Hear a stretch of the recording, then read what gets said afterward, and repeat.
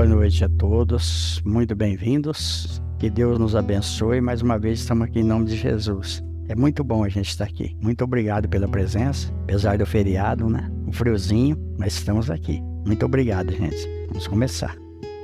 Boa noite a todos.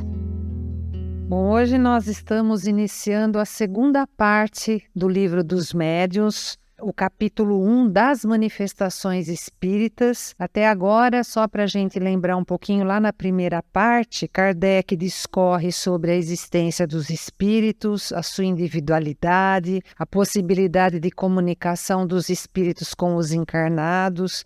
Depois ele analisa os aspectos místicos que envolvem a mediunidade e que foram tomados como sobrenaturais e vai tirando essa ideia de que seria algo fantástico, algo fora da natureza humana. Em seguida, ele aborda o método de se aprender e ensinar o espiritismo, a importância de aplicar esse conhecimento à mediunidade para que a gente tenha uma compreensão mais elevada da vida. Ele fala muito sobre a nossa necessidade de observar. E, finalmente, ele encerra a primeira parte rebatendo os sistemas ou as opiniões contrárias ao espiritismo que surgiram depois da publicação do Livro dos Espíritos. E hoje nós vamos, então, iniciar a segunda parte do Livro dos Médiuns, com esse capítulo, então, das manifestações espíritas, em que ele vai nos mostrar como ocorre e quais são as diferentes formas de ação dos espíritos sobre a matéria. E aí ele se refere tanto à matéria do nosso plano de encarnado, que é mais densa, e também à matéria do mundo espiritual, que é mais sutil. Ele vai falar do pensamento do espírito, atuando nesses dois planos, o que inclusive pode trazer equilíbrio ou perturbação para nós aqui. Por que motivo os seres inteligentes de alguma maneira vivem entre nós, embora naturalmente invisíveis, não poderiam demonstrar-nos a sua presença por algum meio? Essa crença, aliás, tem a seu favor a aceitação de todos os povos, pois a encontramos em toda parte e em todas as épocas. Uma causa, acima de tudo, contribui para fortalecer a dúvida: a ignorância da natureza dos espíritos e dos meios pelos quais podem manifestar-se. Conquistado esse conhecimento, entra na ordem dos fatos naturais. Então aí ele está se referindo, está questionando exatamente, a pessoa é materialista porque ela falta conhecimento sobre a possibilidade de comunicação dos espíritos, falta conhecimento da própria matéria, que ainda até hoje precisa ser melhor estudada, né? Porque a gente tende a acreditar naquilo que é palpável e existem diversos níveis, diversos estados de matéria que ainda são desconhecidos. Apesar da ciência ter progredido muito, a gente ainda está longe de identificar o estado da matéria que compõe o perispírito, que compõe as construções no mundo espiritual. Agora, no momento, o que Kardec está falando para nós aqui? Que a gente adquirir esse conhecimento, as manifestações dos espíritos vão deixar de ser espantosas e vão ser encaradas como fatos naturais. E aí também a gente tem que lembrar que tem muita gente que ela está tão habituada ao mundo material, apenas ao mundo material, que essa realidade dos espíritos incomoda um pouco, né? Então, essas pessoas preferem, assim, ignorar que isso existe, né? Vamos deixar como tá para ver como fica. Então, falta ainda, apesar de tanta evolução, da informação tá tão transparente, a tecnologia trazer tanta coisa para nós, ainda falta um pouco de amadurecimento da sociedade, da humanidade, para conceber a sobrevivência da alma com a clareza necessária. Aí eu acho que a gente poderia aqui, ele faz uma observação interessante aí, que essa crença tem a seu favor a aceitação de todos os povos, né, em todas as épocas. Então, se a gente for analisar, nós vamos perceber que a comunicabilidade dos espíritos, ela existe milenarmente, né? Em todos os fenômenos mediúnicos, a gente vai ver em todas as nações, em todos os povos, em todas as épocas. Olha, tem o Egito Antigo, a China, a Índia, a Polinésia, o Japão, as Américas. Nós conhecemos os pajés, os xamãs, os profetas. Todos esses atestaram a manifestação dos espíritos. E se a gente for ficar só no cristianismo, nós vamos ver que a Bíblia é recheada de fenômenos mediúnicos, e tanto no Velho como no Novo Testamento. Só para encerrar aqui, vamos ficar num exemplo, que é a transfiguração de Jesus, que é aquela passagem que Jesus sobe ao Monte Tabor para orar, leva com ele os discípulos Pedro, Tiago e João. Ali ele entra numa conexão muito profunda com Deus e a partir de então ocorrem 3 fenômenos mediúnicos, que é a transfiguração de Jesus, a materialização de Moisés e Elias e a voz direta, que na passagem eles descrevem como a voz que sai da nuvem. São todos fenômenos mediúnicos. Nós não vamos aqui entrar no detalhe da passagem para não tomar muito tempo, mas são fenômenos que têm como base as alterações que podem ocorrer no perispírito, as alterações que podem ocorrer na matéria e que se refletem no corpo físico.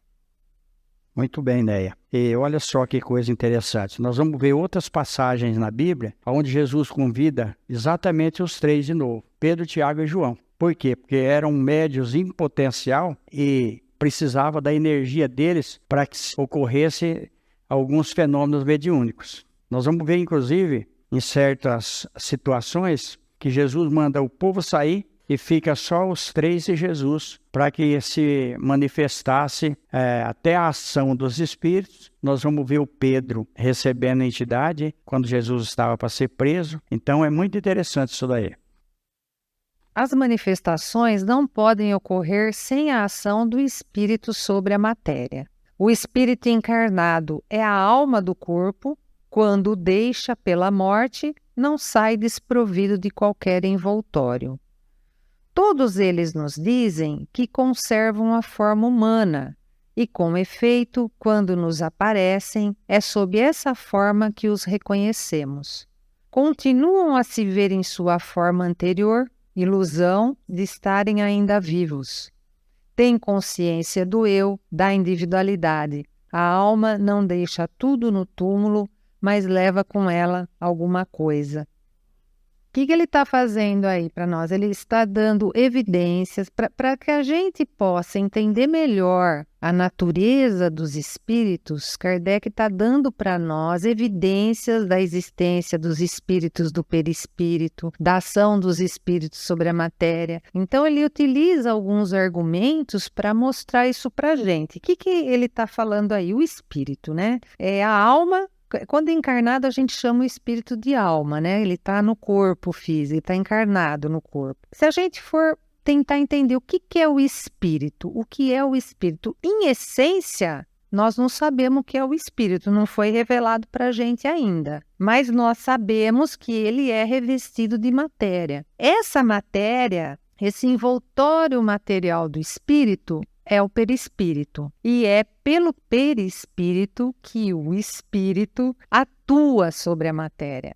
E o espírito está sempre ligado ao perispírito, encarnado ou desencarnado. É o que Kardec vem trazer para nós aí. Então, durante a reencarnação, o perispírito ele fica servindo de intermediário entre o espírito e o corpo físico, e com a morte, o corpo físico se desintegra e o perispírito, que é feito de uma matéria mais sutil, ele segue com o espírito para o mundo espiritual e vai servir de envoltório para o espírito. O que Kardec está mostrando para nós? Se um espírito, a gente costuma dizer que um espírito é uma chama, uma centelha, como que a gente conseguiria diferenciar um espírito do outro? Todos seriam chamas, todos seriam centelhas. É exatamente pelo perispírito, porque o que ele vem falar para nós, e os médios que têm evidência, né, estão acostumados com isso. Em geral, o perispírito, quando a pessoa desencarna, ele assume a forma que ela tinha na última encarnação. Para que isso? Para que a gente possa reconhecer. Para que a gente possa reconhecer aquele espírito. Então, alguém da nossa família, a hora que ele aparecer para nós, a hora que ele puder ser visto, ele vai ter a forma que ele tinha na última existência. Então, nós sabemos quem é, né? Quem conheceu sabe quem é. Por quê? O perispírito dele tem aquela forma. É sempre assim? Não, nem sempre vai ser assim, porque pela vontade o espírito pode alterar a sua aparência, ou seja, ele pode alterar a aparência do perispírito. Nós vamos ver isso um pouquinho mais para frente. Outro argumento que Kardec usa aqui é que, após o desencarne, né, durante o estado de perturbação, por uma falta de experiência por parte da gente de estar no mundo espiritual, a maioria de nós acredita que ainda está vivo, porque olha para o perispírito, se enxerga como foi nessa encarnação e acha que aquele lá é o corpo físico, né? Então, como está confuso ainda, acha que está vivo. Por que Kardec está falando essas coisas para nós? Para explicar como tem matéria no mundo espiritual. Então, ele vem trazer esses exemplos para nós. E não é só isso. Ele também fala que o espírito, quando desencarna, ele conserva a consciência e a individualidade. Então, tem muitas coisas que nós levamos para o mundo espiritual depois da morte. E Kardec agora vai detalhar um pouco melhor isso, acho que o senhor podia explicar, né? Que ele vai falar então que o homem é composto pelo espírito, que é o princípio inteligente, o corpo físico e o perispírito. E ainda André Luiz coloca aí mais 2 elementos, que é o corpo mental e o duplo etérico. E aí o senhor Nori acho que pode falar melhor para nós, né? Então, por que existe curas espirituais? Por que existe cirurgias espirituais? Os espíritos vão atuar justamente aqui, ó, no perispírito. Eles vão reorganizar todas as deficiências do corpo físico através da ação deles no perispírito. Mas olha que coisa interessante que nós podemos... Muita gente, quando o Chico Xavier começou a receber os livros do André Luiz, principalmente o livro Nosso Lar, muitos não acreditavam por quê? O André Luiz sonha com a mãe dele e ele vai até onde a mãe dele está, no sonho. Como que ele sonhou? Se nós temos o perispírito junto, ele não poderia ir com o perispírito, porque ele estava desencarnado. Mas ele foi com o corpo mental. Por que nós temos muitas interferências espirituais? Porque nós temos o nosso arquivo no corpo mental, que nós já comentamos aqui anteriormente. Está tudo arquivado ali. Então, uma entidade que ele tem algum desacerto conosco, às vezes de épocas até remota, ele consegue chegar até nós pelo corpo mental. A Néia falou uma coisa aqui muito interessante. Como que nós vamos diferenciar um espírito, por exemplo, se ele está numa situação boa ou numa situação ruim? Porque só tem luz o espírito superior. Por isso que Jesus fala, vós sois a luz do mundo. Jesus fala isso aí para nós. Então, quando Jesus fala, conhecereis a verdade e a verdade vos libertará, qual é essa verdade? Porque aqui a nossa verdade é relativa. Essa verdade é justamente quando nós atingirmos a luz. Quando nós atingirmos a luz, nós vamos conhecer a verdade. Quando nós conhecermos a verdade, nós vamos ver Deus. Está no Livro dos Espíritos. Um dia o homem poderá ver Deus? Poderá. Quando a gente conhecer a verdade, quando a gente atingir a luz. Nós estamos falando de luz, nós não podemos esquecer que nós estamos na Terra. Todos os parâmetros de comparação que nós temos aqui é de acordo com o nosso conhecimento bem limitado, porque nós estamos num planeta bem denso ainda, que a Néia citou muito bem ali. De acordo com a densidade do nosso planeta, de acordo com a densidade desse corpo que nós usamos, todos nós, é o nosso conhecimento. A partir do momento que nós começarmos a progredir, isso nós vamos citar um pouquinho, acredito que até na reunião de quinta-feira, nós vamos ver como que a gente vai galgando posições e nós vamos desvencilhando de uma série de traumas que entravam, inclusive, a nossa evolução. Bom, aqui Kardec vai reforçando algumas ideias que nós já comentamos e agregando outras ideias também. Espírito é uma flama, uma centelha. Princípio intelectual e moral. Não saberíamos dar uma forma determinada. A natureza se eteriza à medida que ele se purifica e se eleva na hierarquia. O perispírito faz parte integrante do espírito, como o corpo faz parte integrante do homem.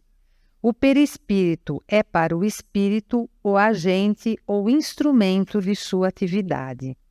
Então, nós já falamos assim que a gente costuma dizer que o espírito é uma chama, mas a gente não sabe em essência o que ele é, né? Mas a gente sabe que ele é algo. Sabe também que do espírito emana pensamento, porque a mente está sediada no espírito. E também está sediado no espírito todo o nosso desenvolvimento moral que a gente foi conquistando em todas as nossas reencarnações anteriores. Todo o conhecimento daquilo que é certo, daquilo que é bom, está tudo sediado no espírito, na mente. Então, a mente ela tem uma dupla função. Ela tem uma função consciente, né? Por exemplo, eu quero levantar um braço. Então, a mente dá o comando, esse comando atravessa o perispírito, faz com que ele atue nas células nervosas do corpo físico para eu levantar meu braço. Agora, tem uma outra função da mente, que é uma função, também vem da mente, do espírito, que é aquela que dá o controle vital para o nosso corpo. Acontece de forma involuntária, automática, eu não preciso pensar para acontecer. Por exemplo, meu coração funciona de uma forma automática, meu pulmão, meu metabolismo. Mas a gente não pensa para isso acontecer, mas todo o comando vem da mente. Então, a mente comanda tudo. E a sua ligação com o corpo físico se dá, como nós estamos vendo até agora, pelo perispírito.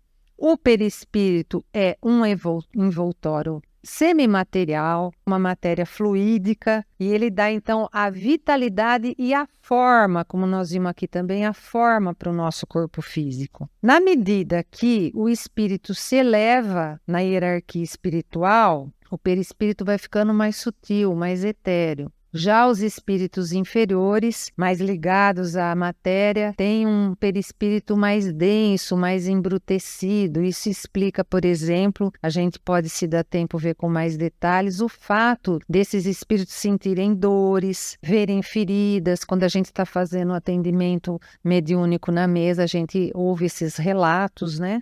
A forma que está manifestada no perispírito, ela está sempre ligada ao espírito, mas ambos não são a mesma coisa. Interessante. A Neia falou aí do condicionamento, do funcionamento dos nossos órgãos no corpo físico. Aí entra o poder de Deus, todos nós.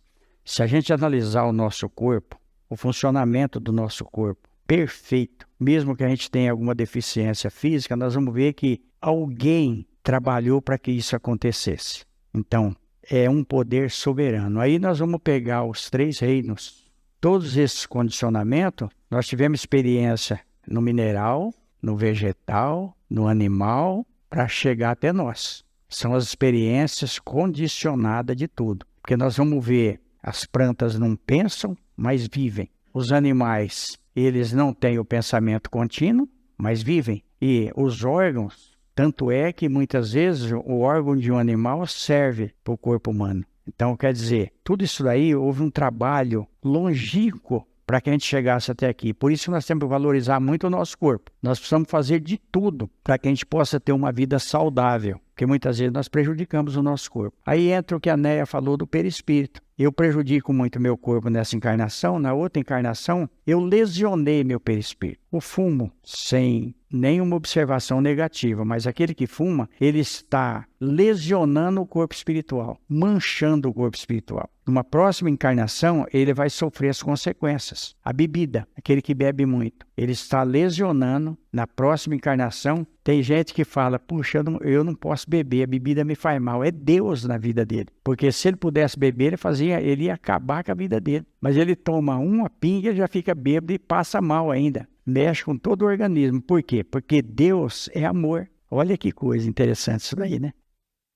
Então, olha para vocês verem como que Deus é bom para nós. É muito bom para nós. Ah, eu tenho inveja porque fulano bebe a noite inteira e não fica bêbado. Toma uma bebida e eu já fico ruim. É sorte nossa. É alguém nos protegendo. Olha que coisa boa para nós aí, né? Não estamos falando isso a título de corrigir ninguém, não. Porque tem muitos problemas pior do que o cigarro. Então, olha para vocês aí. Quer dizer, mas por quê? Porque nós temos o livre-arbítrio. Nós podemos fazer ou não fazer. Mas eu acho que a gente podia só encerrar essa parte de hoje, né? Falando que muitas vezes a doença é a cura do espírito, né? Porque sim, aí a lesão que você fez nessa encarnação no perispírito. Numa próxima, esse perispírito vai voltar. Com a morte, ele seguiu com o espírito. Numa próxima encarnação, ele vai voltar. Ele vai trazer aquela lesão, vai passar para o corpo físico. O corpo físico vai desintegrar, a lesão vai com o corpo físico. E o perispírito, na próxima vez, vai retornar sem aquela lesão para o mundo espiritual. Então, muitas vezes, a maioria delas, a doença é a cura do espírito, porque a gente precisa saber passar com a cabeça erguida. Isso é muito bom, foi bem lembrado. Vamos para a segunda parte agora, cada um faz seu pedido mental. Vamos agradecer pela oportunidade de estarmos aqui mais uma vez em nome de Jesus. E como eu sempre comento, todos nós somos instrumento de Deus. Todos nós podemos ajudar com o nosso pensamento. Nas noites de terça-feira, nós estudamos o Livro dos Médiuns. E como a noite de hoje é o dia de Santo Antônio, o dia do padroeiro de Americana, nós sabemos que ele também foi um grande médium, não só como santo casamenteiro conhecido por todos, mas ele possuía a bicorporiedade e uma das mediunidades mais famosas foi aquele sermão mais conhecido, foi aquele sermão que ele fez aos peixes, né? Porque ninguém queria ouvi-lo falar do Evangelho, então ele vai até a beira do lago, ele começa a fazer o sermão para os peixes, aglomera-se uma quantidade muito grande de peixes à beira do lago, chamando a atenção da população. Então, nós vemos que a mediunidade ela não existe só nos centros espíritas. Ela existe dentro da Igreja Católica. Quem conhece a mediunidade dos santos católicos vai perceber que é muito grande, é muito fantástico e muito bonito. E Antônio viveu junto com Francisco de Assis, um era de Assis e o outro de Pádua. Então fica aqui a nossa homenagem, né, ao padroeiro de Americana, ao nosso santo casamenteiro, né? E que Deus continue fazendo com que ele realize muitos casamentos no Brasil todo. Pedindo a Jesus, aos mentores da casa, que nos abençoe, agradecer a oportunidade de estarmos aqui, que todos os nossos companheiros, companheiras, filhos amados, colegas de trabalho, enfim, a todos aqueles a quem amamos e àqueles ainda que não conseguimos obter essa afinidade tão gostosa que possuímos com muitas pessoas, que eles possam receber a nossa prece e o nosso entendimento. O Roberto lembrou bem, porque o Roberto ia ser padre. Ele estava estudando para padre, né? Mas aí ele viu a Celina, a esposa dele, ali perto de onde tinha cartonagem modelo, já é Santa Bárbara, tem um centro espírita numa esquina lá que chama Nosso Lar. O fundador do centro espírita de lá também era padre, muito amigo meu, mas eu tô tão ruim que eu não pelejei para lembrar o nome dele, não consigo lembrar. Muito amigo meu, ele era padre. Ele falou para mim que ele só lembrava quando ele chegava na igreja, colocava os paramentos lá, e ele dizia em nome do Pai, do Filho e do Espírito Santo, e não via mais nada. E aí começou a encher muito a igreja, porque não era ele que fazia a missa, era o Espírito incorporado. E aí o bispo ficou sabendo, mudou ele de igreja 2 vezes, aí não teve jeito. Aí ele ganhou um livro dos Espíritos de presente, e no fim ele se tornou espírita, abriu o centro lá junto com o Lauro, dono da empresa Só Mesa, Só Cadeira. É uma pessoa que nós temos muita gratidão por ele, e está lá o centro até hoje. Então, olha aí, às vezes a pessoa tem um compromisso. Como a gente estava conversando, eu e o Roberto ali, não é só no espiritismo que tem a mediunidade. Tambaú também, o Padre Lima de Tambaú tinha uma potencialidade muito grande, mediúnica, fazia cura em Tambaú. Ficou muito famosa a cidade de Tambaú. Quem é mais velho acho que lembra disso daí, né? Então, interessante. Depende daquilo que a gente faz com o dom que Deus oferece para nós, né? No mais, agradecer a todos, que Jesus nos abençoe, nos proteja. Muito obrigado pela presença, é muito bom a gente estar reunido aqui em nome de Jesus. Que Ele nos abençoe e nos fortaleça. Muito obrigado, gente.